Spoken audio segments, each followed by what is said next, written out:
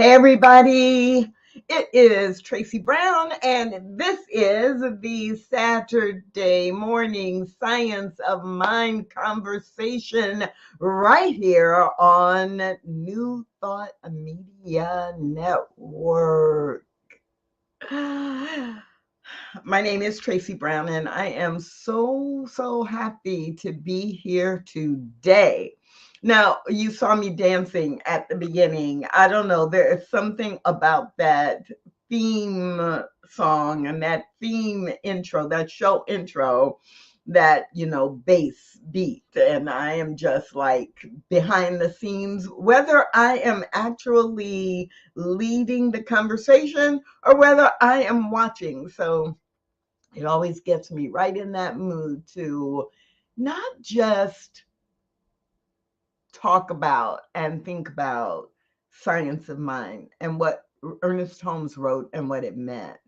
But it reminds me that like this is not just mental work. It's fun, and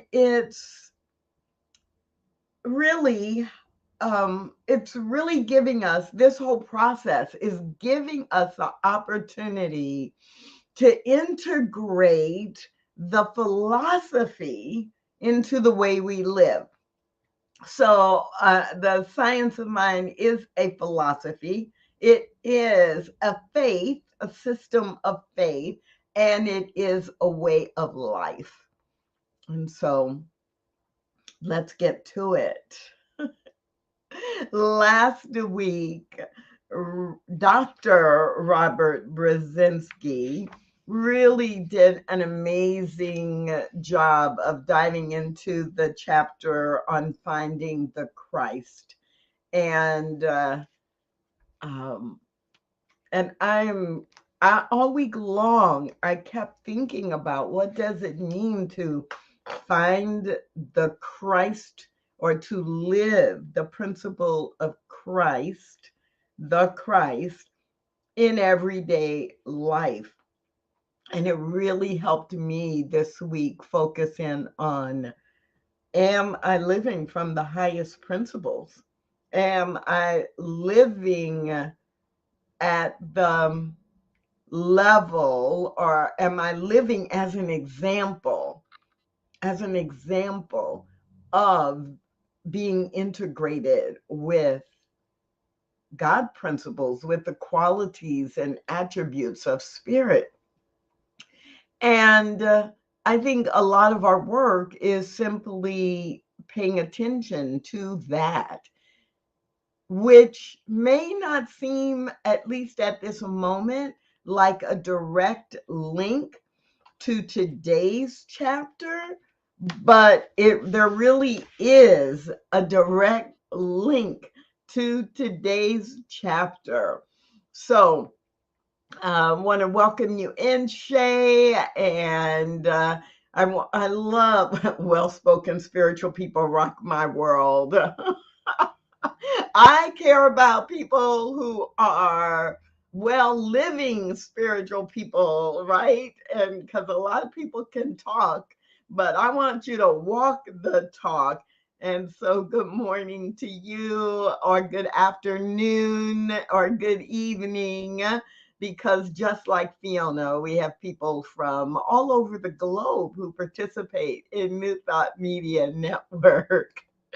So, thanks for being here. And I can see that there's some others of you who haven't actually commented your name or where you're watching from. And I just want to let you know that you are very welcome. And throughout today's program, please feel free to add your thoughts, your comments, and your questions.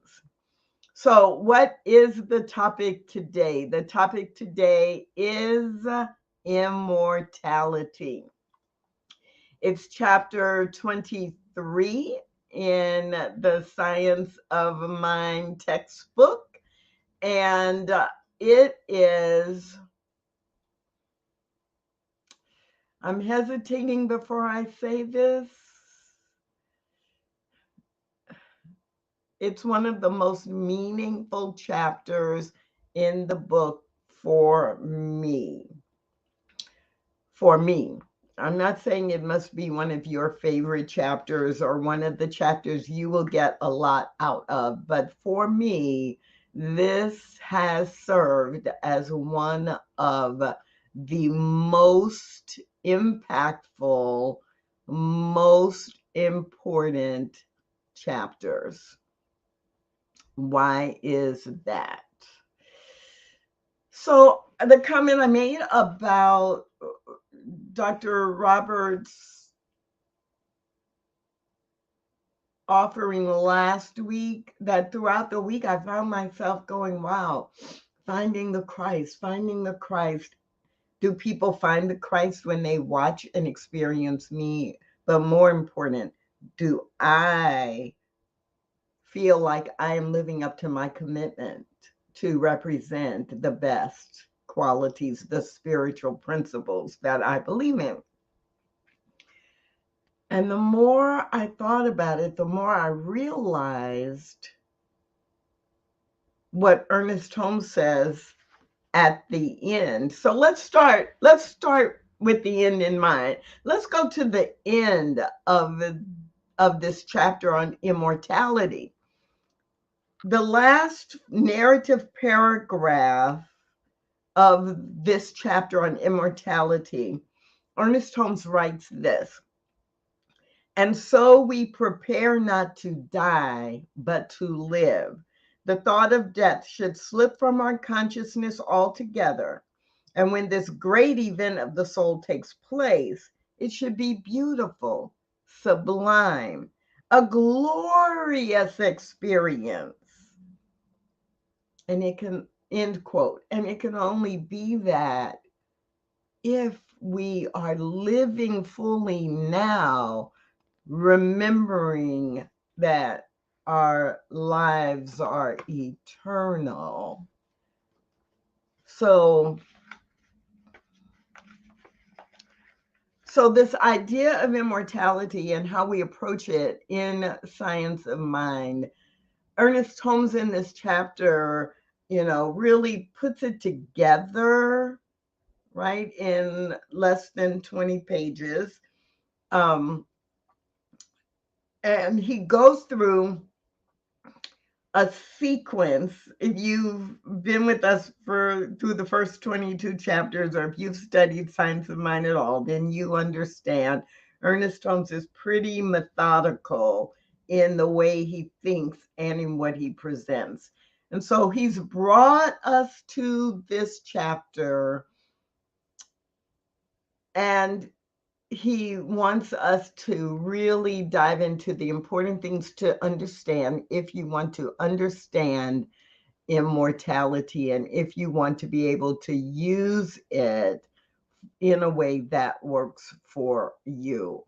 So I love what Reverend Mark Gilbert often does, and I, in this chapter, think it's important to do as well. So let me give you an overview of the whole chapter, and it will give you an idea of how Ernest Holmes approaches it. And then I will pull out one or two quotes from each section and highlight them. So he starts off this chapter reminding us what is the meaning of the immortality of mind and spirit. And I love this, and you'll see as we get into it that he reminds us right away that immortality is not about the body, the physical body, the physical form that we are in. And so the meaning of immortality of mind and spirit, he grounds us in that first. And then he talks about where did man come from? Where did humanity come from and why? What is the body? And shall we have a body hereafter? So this chapter for me, this chapter for me helped me really reconcile any concern I had or any confusion I had about immortality compared to, well, not even compared to reincarnation, but how are those things linked? The chapter goes on to look at the ether of science. Is there spirit communication? What about reward and punishment when we think about immortality? Shall we rest in the hereafter? And personal convictions of life eternal. So, this is where we're going as we explore this chapter. And because, like I could probably do a 6 hour, 6 to 7 hour, like all day seminar or workshop on this chapter, because it's so critical, in my opinion, to us understanding how we show up now and the legacy that we are creating and the foundation we are setting for whatever the next phase is of our eternal expression. So let's dive in. The first subchapter or subsection in this chapter is, what is the meaning of immortality? To most of us, immortality means we shall persist after the experience of a physical death, retaining a full recognition of ourselves and having the ability to recognize others. To most of us, immortality means that we shall persist after the experience of physical death, retaining a full recognition of ourselves and having the ability to recognize others. Now, I read that very slowly because I wanted you to take it in, what it means to you, and how that relates to the idea, the concept of immortality. Ernest Holmes goes on to, write about, we have evolved from or become manifested in that which is. So we are able to recognize ourselves, and we think about immortality as going beyond this physical death, the physical body, and still have a full recognition of the essential nature that we are, and have the ability to recognize the true essential nature, recognize and relate to the true essential nature of others. In order for this to make sense, he dives into this, where did man come from and where did humanity come from? Okay, humanity has evolved from or become manifested in that which is, that unsubstantiated stuff. So if this is your first exposure into the textbook, some of this will not make sense. But if you've been with us through the chapters where we talked about, or where Ernest Holmes taught about form coming from the unsubstantiated stuff of life, right? That spirit creates everything from itself to experience life. All of those kinds of things are stepping stones to be able to get to this point. And it's a reminder that humanity has evolved from or become manifested in that which is. And the body is a concrete, right? A physical, three-dimensional manifestation that exists in time and space for the purpose of furnishing a vehicle through which life may express itself. The creator, the source of life, needs form, something physical, to express itself. And so it is creating from itself different types of form in order to experience life from that perspective. Now, this would be true if we were talking about any form of creation, the stars, mountains, the squirrel, right? All creation, this is true. But in this chapter, we are completely focused on the human experience and the human ideas related to the concept of immortality. Now, not as a digression, but I do invite you to hold lightly in mind that we're talking about and using the word immortality, again, completely focused on humanity. If we were talking from a spiritual only perspective, we might replace the word immortality with eternality, the eternal nature of life itself. But remember, in the previous chapter, where Ernest Holmes was writing about finding the Christ, this part of the book, he is heavily into how do we make these principles our way of life as human beings. So these last couple of chapters and this chapter are really focused on the human experience. Whereas in other parts of the book, right, we're talking about the generic principle and how it applies to all forms of life. This chapter and a couple before are really in our faces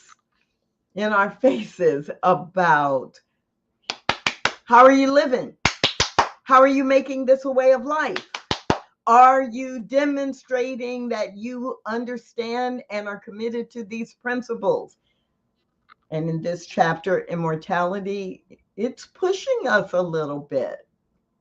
If you really believe in the eternal nature of God, if you really believe in the eternality, continuity of the human soul, then okay, let's talk about immortality and what that really means. And so, yes, Fiona, the source of life requires a physical form to express itself. And it makes the physical form. So it's like, okay, you know how I was going to say when many of us were children, but many of us did this as adults too. I know from classes that I have been in and classes I have led that even many adults love to play with Play-Doh. And so I could have an idea of a cat, and I could, in my mind, imagine what a cat looks like. But if I take my Play-Doh and I, mix it together and shape it and, mold it, and then I have a cat, and a cat made out of Play-Doh. Now, it's not the real thing, but for some folks, in fact, I had someone in a basic foundations or science of mind 101 level class use that example to help them understand that spirit, actually the creator, the source of all life, actually has an idea and then out of itself creates that idea and then says, okay, go forth and live. And let me see what life is like as Tracy Brown. Let me see what life is like as Fiona Strafford. Let me see what life is like as Wayne or Lori or Shay. Let me see what life is like. Let me experience it as you. Let me experience it through you. Let me experience it as you. And that's true for all forms of life. But in the human experience, we sometimes get caught up in this idea of eternal life. Like, what is that? Well, what does it mean? Physically, I live forever? Well, of course not. We know the physical body deteriorates. And so we die from the experience of humanity, and our soul continues. So Ernest Holmes writes, right, the body is a concrete manifestation. It exists in the time and space continuum. And the purpose of it is to provide a vehicle, a container for life, capital L life, for the source of all life to experience itself. And then he goes on to ask what is a very logical question in the next section, where the logical question is, well, okay, so I die physically, my body dies. Shall we have a body in the hereafter? And I love Ernest Holmes' answer to this question. The soul needs a body, a physical body here, or else it would not have evolved one. So we can just assume that. But when, by reason of disease, decay, or accident, the physical body is no longer an adequate instrument through which the soul may function, it simply lays the present body aside and continues to function through a more subtle one, a more subtle body or form. All we know while we are in this human experience is that this physical body dies, but because we believe in the immortality of each human soul, and in fact, each creation, then we say, or Ernest Holmes described it as, you continue to function through a more subtle form, meaning we don't really, well, it's more subtle. It's subtle to us as human beings. We, can't see it, like we can't see oxygen, but we know it exists. We breathe it in. We expect it. We appreciate it, but we can't see it. We can't, like, let me reach out in front of me and grab the oxygen so I can breathe it. No, like the oxygen is in the air. It's a subtle form, but it is a form. I just can't see it, taste it, touch it with my physical human senses.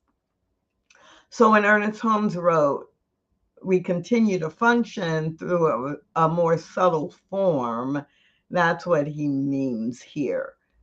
It's a form that we can't see, taste, touch, smell, but we believe it exists. We know it exists. So shall we have a body hereafter is a human question. And it's a logical question based on how the human brain works. But Ernest Holmes reminds us that, yeah, no, not so much. Why would you expect that? If you would expect that, you are basically saying that, oh, well, the human form is all there is. This physical thing is all there is. There's nothing better. There's nothing different. There's nothing worse. I must take my body with me. How do you know this is what you will need in whatever your next experience is? We don't. So I just am curious how this resonates with you when you think of immortality based on your past studies or based on just how you approach the idea of immortality. Have you asked these questions like, what is immortality, and does my body go with me, right? Or do you think about immortality in some specific way? What if someone were to ask you, how do you define immortality? What would you say? I type that in the comments. How do you describe immortality? I gave you Ernest Holmes' definition of immortality, but what is your own? That's the question. Like, we each need to have our own way of expressing and answering that question. What do you believe immortality is, or what it means? I know for me, I often would just say immortality means that you live forever. And that's for me when I was reading this chapter many years ago, but I was reading this chapter and I was like, oh, immortality means that you live, exist, live forever. There is no end. That means you're eternal. And I don't think before then I had ever really connected eternality and immortality, partially because I grew up in a faith tradition that that taught me that when you die, you go to heaven, and in heaven or hell. And but you go to heaven, and it really was kind of an image of you stay in the same body, but you'll wear a white robe and you'll be somewhere up in the clouds, living in mansions, and gold will be dripping everywhere, right? But you were taught, we were taught to imagine ourselves like just as we are as a human person, living in an environment that was a glorified example of the cities that we lived in here, just, richer and more luxurious. But by the time I was reading The Science of Mind, I had really released a lot of that. But still, what was in my head was to be immortal, was to, be this body indefinitely, eternally.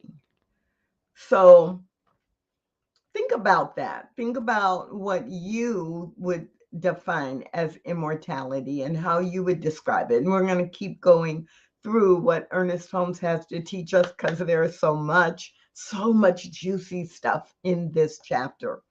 So the next thing that he goes to is the ether of science. And there are several slides here, 4 slides that I'm going to share with you about what Ernest Holmes says about the ether of science. Ether is more solid than matter, penetrates everything. The resurrection body then will not be snatched from some cosmic shelf as the soul soars aloft. It is already within, and it will be a fit instrument for the future unfoldment of the soul. Okay, let's unpack that just a little bit, because it's in Ernest Holmes speak. It's in early 20th century speak, and it may not make sense just like that right off the top. So the resurrection body, the body after our physical death, it will not be just randomly picked, because the resurrection body is actually already within us. It is our soul. It is the essential nature of who we are. And so it is really in itself a package. It is it may seem like ether to us because in our human existence, we think in order for something to be real, I've got to be able to hold it in my hands, right? But in spiritual reality, our bodies are just an outer cover for that which is truly solid, truly real, which is the true essential nature of us. Ernest Holmes also then says, and I made the slides because these, at least for me, this language is not language that you can just hear. It's like if you can hear it as I read it, but you can also read along either in your own textbook or on the screen. I, I'm hoping it will help you actually take it in differently. So, also in this section, The Ether of Science, Ernest Holmes writes, to suppose that the objective faculties die with the brain is to suppose it's the brain that thinks and reasons. But this is proved to be false, for if the brain could think, it would think on and on forever. No, it is not the brain that thinks.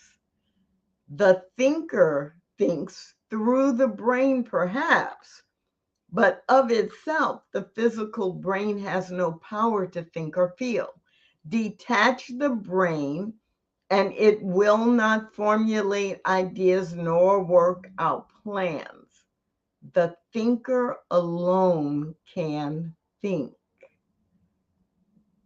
Okay, is your mind blown? Mind blown. The thinker alone can think. Now, there's an earlier chapter where Ernest Holmes really talks about who is the thinker, right? And the link there is that the innate part of us, right, our soul, our true essential nature is the actual thinker, right? We are the thinker, thinking the thoughts, but we, and in our human form, think about it, right? We have been trained and programmed to assume it's the brain. Take a breath and reflect on how many times you have seen in an article, heard on a news report, or in social media, or heard someone say in your presence, oh, that person is brain dead, and should we keep them alive on a ventilator? Or that person is brain dead, and so they are not going to have any quality of life. And so on the surface level, we do behave and talk and act as if we believe the brain is doing the thinking. But the brain is responding to the impulse and the direction of our true essential nature, or our subconscious mind, right? Because our brain will stop us and say, oh, that's dangerous. Oh, don't do that, because our subconscious mind has been programmed, or we have been socialized to believe certain things that we have programmed into the physical brain, and then the brain is doing the work. But the brain did not come up with the idea itself. And so Ernest Holmes is reminding us, as we are exploring this concept of immortality from a metaphysical point of view, excuse me, that, wow, if you detach the brain, it's not going to formulate ideas. So the thinker in us is that true essential nature. And whether it is in this body or in some other unembodied form, it is the one that is who we are. It is what is expressing and directing for us. So we have to understand that if we're going to really dive into and apply immortality in our own lives. Lori, I love this, right? Immortality means that I am part of the one consciousness that goes on forever and ever and ever. And it doesn't just refer to my physical being. That's beautiful. And that's really all Ernest Holmes is trying to drive into our understanding, so that it's okay for us to walk around from the human perspective, but at the same time, it's important for us to understand, if we want to live fully, it's important for us to be able to understand that there's more for us to experience and expand into beyond this physical body. So, we are talking about immortality. We are talking about what that means from a metaphysical perspective. And we are able to do that every Saturday morning, or talk about science of mind every Saturday morning, primarily because right here on the New Thought Media channel, we have people who are donating every month, who are providing financial support as well as support in other ways, in order for us to be able to air. So I just want to stop for a minute and recognize that we do have donors and invite you to be one of those donors if you so choose. And you can do that by going to New Thought Media Network's website and clicking on the donate button. So let's get back to Ernest Holmes. Ernest Holmes and the Ether of Science says we are not going to attain immortality. We are now, right now, immortal. The contention is not that dead men live again, but that a living man never dies. The contention is not that dead men live again, but that living man never dies. One more time. Our contention is not that a person who is dead will live again, but that a person who is living actually never dies. I have to always take a breath when I read that, because it's so powerful to me to realize that, just like the last chapter, right, finding the Christ within, if I'm living from that place, I can never die. And there are a couple of ways to think about that. Often, from our human perspective, what we do is we think about it as, oh, the work that you do and how you show up, right? It will always be alive as long as people remember you and recall you, and the memories that you created, they'll still be alive. But that's still operating from a perspective that all life is the human experience and what happens in our human world. And that's all good. And I agree with it, but it is not all there is, because the soul of Tracy is eternal, is immortal, is destined to have a continued experience of life, expression, evolution, expansion, even though it's beyond what I can imagine in terms of physical form. So let's see if we can summarize 3 or 4 more key points from this chapter, because I do want to get it all in our time together today. Ernest Holmes goes into, is there spirit communication? And, as I was just saying, it's like I can't imagine what the form is, and I don't know how to engage with it.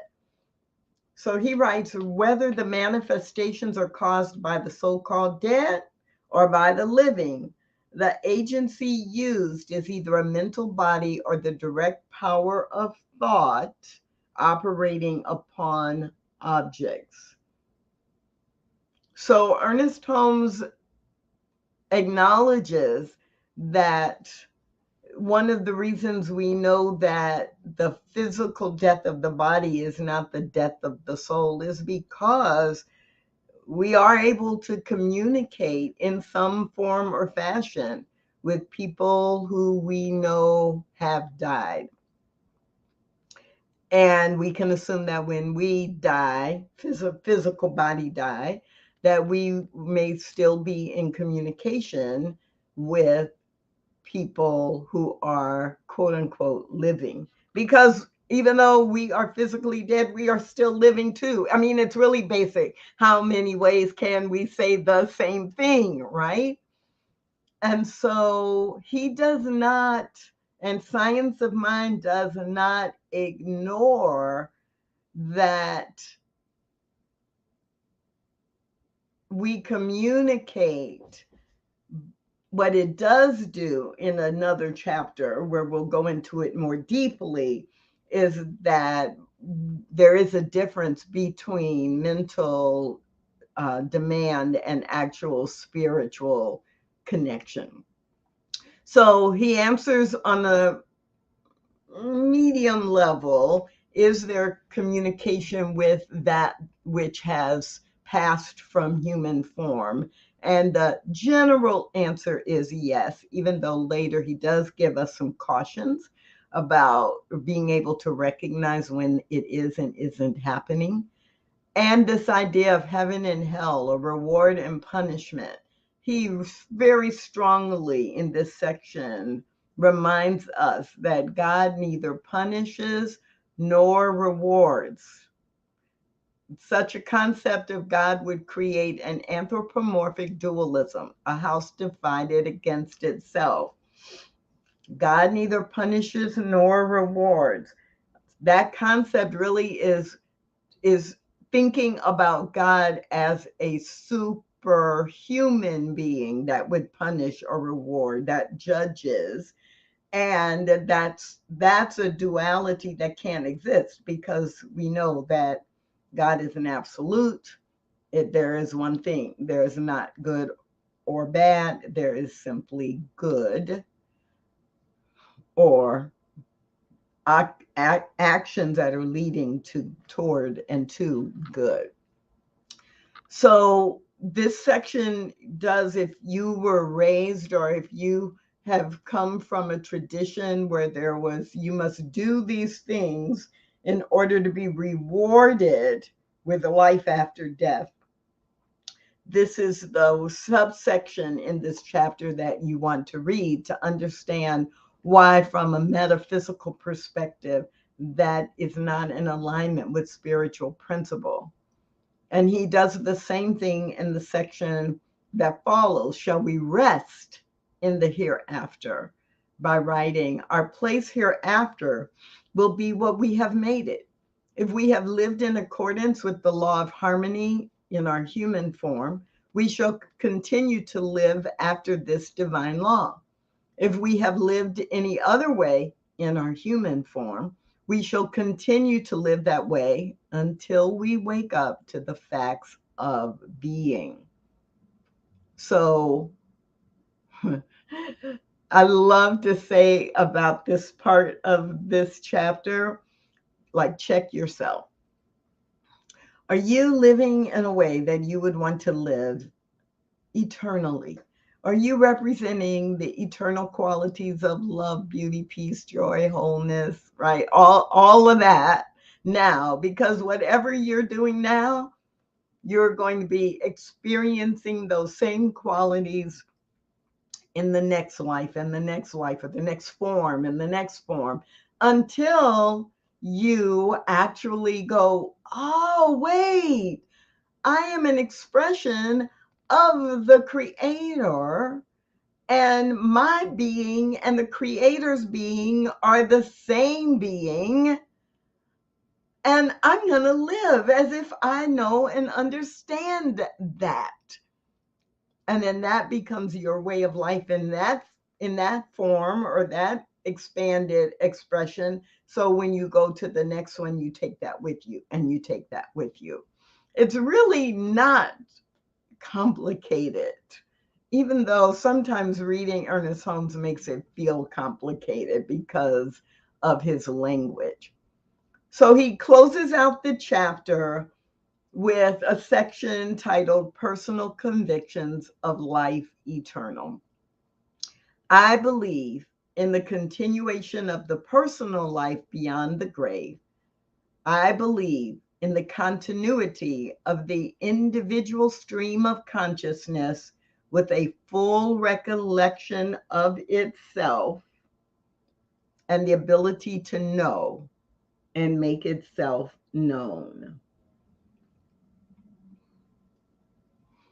I do not believe in the return of the soul to another life on this plane. The spiral of life is upward. Evolution carries us forward, not backward. Eternal and progressive expansion is its law, and there are no breaks in its continuity.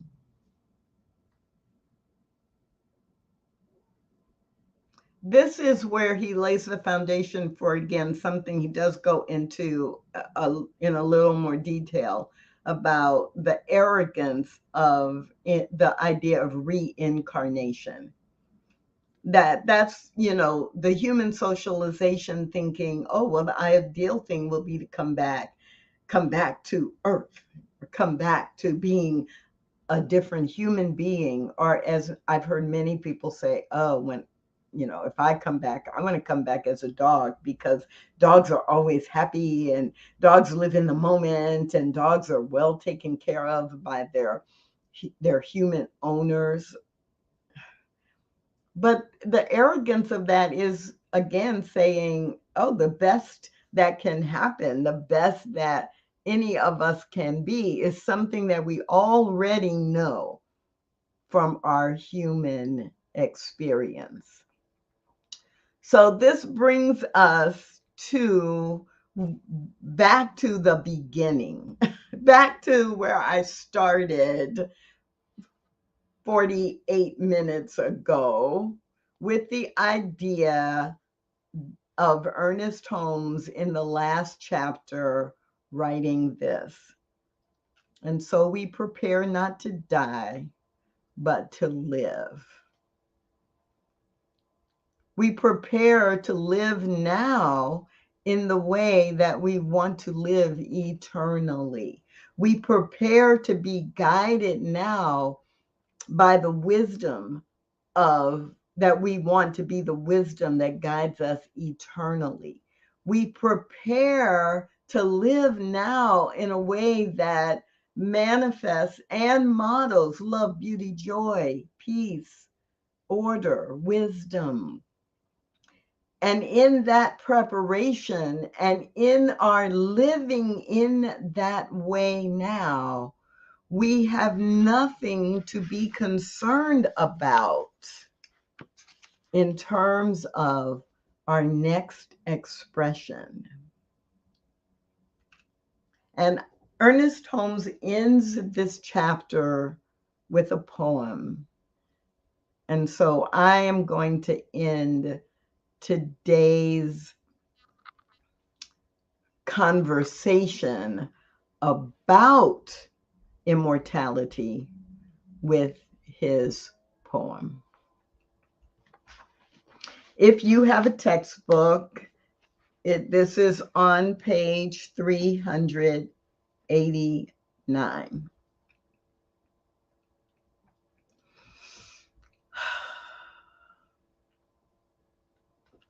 When death shall come, and the spirit freed shall mount the air, and wander far in that great nowhere, it shall go as it came, freed from sorrow, sin, and shame, and naked and bare through the upper air, shall go alone to that great nowhere, hinder not its onward way.